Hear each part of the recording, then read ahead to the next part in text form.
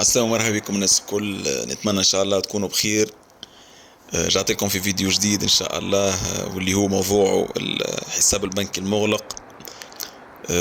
معناها خاطر فما برشا يظنوا انه حاجة معقدة برشا، ومعناها كلها تلجأ معناها للوسطاء وتتعامل مع دي بيرو معناها اللي يطلبوا معناها كوم يخدموا لك الخدمة متاعك كل شيء. مي ابار المونطون تاع الكونت بلوكي باش تخدم دو دوسيي معناها مبالغ باهظه وباهظه جدا، معناها مش الناس الكل تنجم معناها تقدر عليها. والانسان ماذا بيدي ما يعمل على روحه خير. خاطر حاجه بصراحه بسيطه، هي حسب مره فهم ماهيش حاجه معناها معقده معناها برشا اللي انت ما تنجمش تعملها وحدك به. الحساب البنكي المغلق في ألمانيا هو كيف ما نعرف شرط أساسي للتقديم على فيزا الدراسة بألمانيا.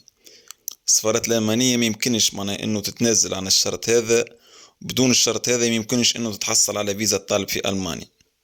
به اليوم إن شاء الله باش نتحدث على ما هو معناها الحساب البنكي المغلق بشكل عام.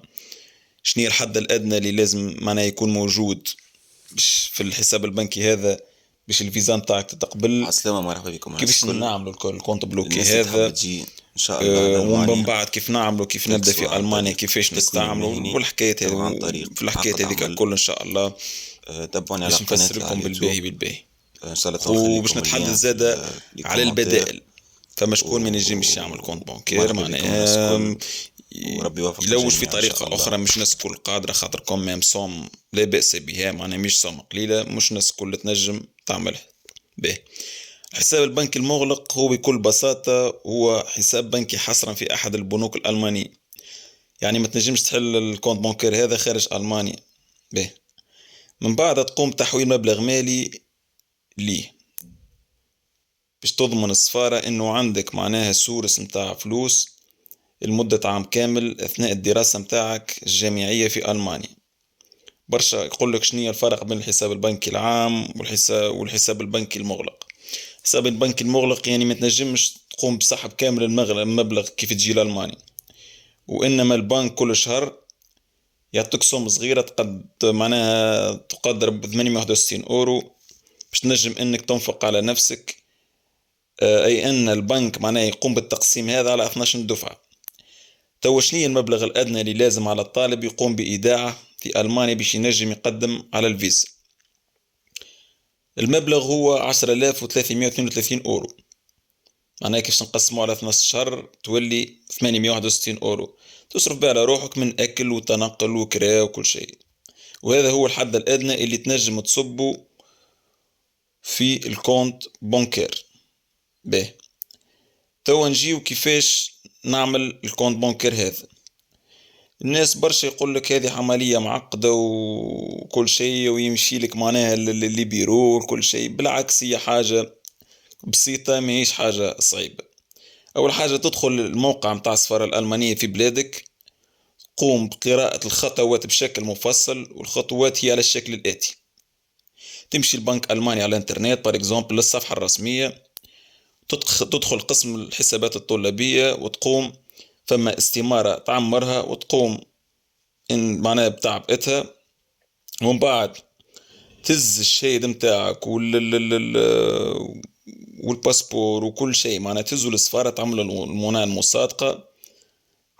من بعد وماذا بيكم معناها لو كان يبدأ متوفر القبول الجامعي هكاك يزيد يعاون أكثر. ومن بعد ما تعمل السفارة المصادقة عليهم تبعث الأوراق هذوكم للبنك بالطبيعة مع الاستمارة هذيك. من بعد البنك يبعثولك باللي الحساب سي بون تعمل ويعطوك الرقم الحساب معناها. من بعدها تمشي تبعث الفلوس هذيك عن طريق بنك من تونس ولا من اي دولة اخرى. بالطبيعة فما لوتوريزاسيون تاع البنك سنترال هذيك الناس كل نعرفوها، خاطر ما تنجمش تخرج ديفيز هكاك لبرا. لازم فما معناها تعطيهم فيريفيكاسيون فيريفي علاش انت كل شيء. من بعد يبعثوا لك ايميل يقول لك راهي الفلوس وصلت موجودة في حسابك البنكي، ويبعثوا لك الكشف. من بعد الكشف هذاك خو مع الأوراق بالطبيعة نتاعك الكل تهزو للسفارة كيف تجي تقدم على الفيزا. كيما الميريتو الموضوع راه ماهوش معقد، وبالطبيعة فما بنوك معناها تعمل حاجة هذه.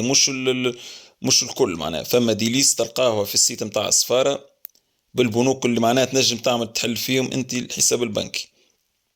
حاجة بسيطة لا تستحق لا اجونس وخر اعمل كذا واعمل كذا. به شنية مصير الفلوس هذيك بعد تجي لألمانيا؟ به أول حاجة تعملها بعد ما تجي لألمانيا إنك تحدد معناها موعد مع البنك هذيك وتمشي تقابلهم وتعمل كونت كورون، حساب جاري، خاطر الكونت بلوكي وحده أو الحساب الجاري وحده.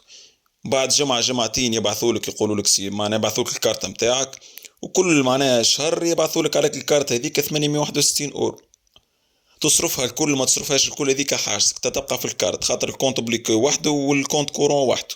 كونت بلوكي هذاك باش ينحولك منه كل شهر ويبعثوا للكارت هذيك متاعك باش تصرف عليه، ما باش تصرف منها استغفر الله. به فما شكون يقول لك انا ما نجمش نعمل معناها كونت بلوكي، حكيو على السوم متاع بريسك 35 مليون معناها ماهيش شوي، ما يقدرش. فما حلين هما، ما فماش ثالث. يا دبر انت منحة من الدولة الألمانية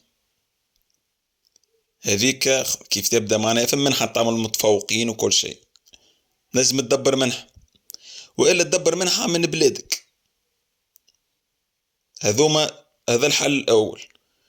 وإلا فما شكون لا يبدأ ما يعيش في ألمانيا لهنا يعمل لك هو بريزون شارج، يتعهد معناها في الأوسلاند بيهوردا في إدارة الهجرة والأجانب اللي هو معناها باش يصرف عليك طيلة المدة متاع الدراسة متاعك، ومن بعد انت تخدم هذيك معناها وتعملهم الكل معناها.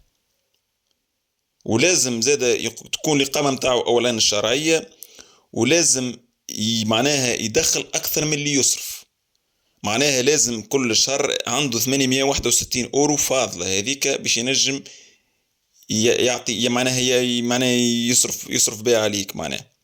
هذه حاجة أخرى.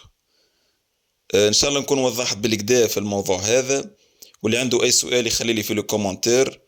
متنسوش ابوني للشان يوتيوب، ونتمنى لكم ان شاء الله كل التوفيق، ومرحبا بكم الناس الكل، وان شاء الله من حسن الى احسن ان شاء الله.